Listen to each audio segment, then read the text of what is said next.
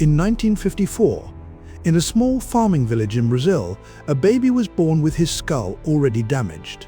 Not from birth complications, that boy would grow up to become one of the most prolific serial killers in history.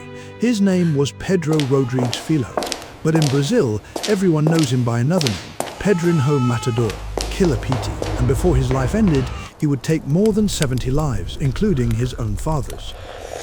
That boy would grow up to become one of the most prolific serial killers in history. His name was Pedro Rodrigues Filho, but in Brazil, everyone knows him by another name, Pedrinho Matador, Killer Petey, and before his life ended, he would take more than 70 lives, including his own father's. Pedro's childhood was a masterclass in violence. His father drank. His father beat his mother almost daily. And Pedro watched. He learned that the world was divided into two types of people, those who inflict pain and those who receive it. By the age of 8, the other children in his village already sensed something was wrong with him.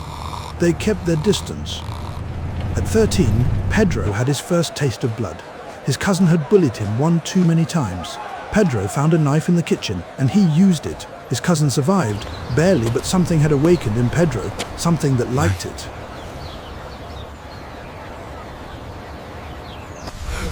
When Pedro was 14 years old, his father was accused of stealing food from the local sugarcane factory. He was fired.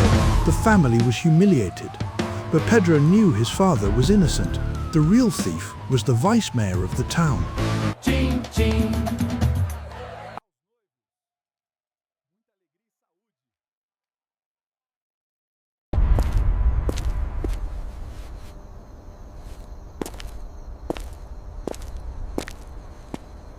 By the time police finally caught him at age 18, he had killed at least 14 people.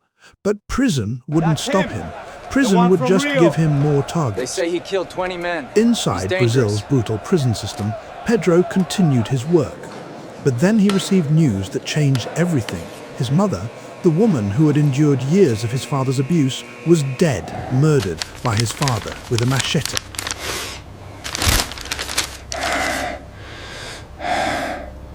And here's where fate seems to have a dark sense of humor.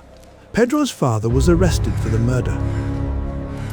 Pedro found his father in a hallway. He stabbed him 22 times. And then, according to Pedro himself, he cut out a piece of his father's heart and he ate it. It was quiet. There is nothing left to say about it. Over the next 4 decades, Pedro killed at least 47 more people inside prison. Rapists, murderers, anyone he deemed worthy of death. Guards stopped trying to protect other inmates from him. They just moved anyone they wanted to keep alive to different cell blocks.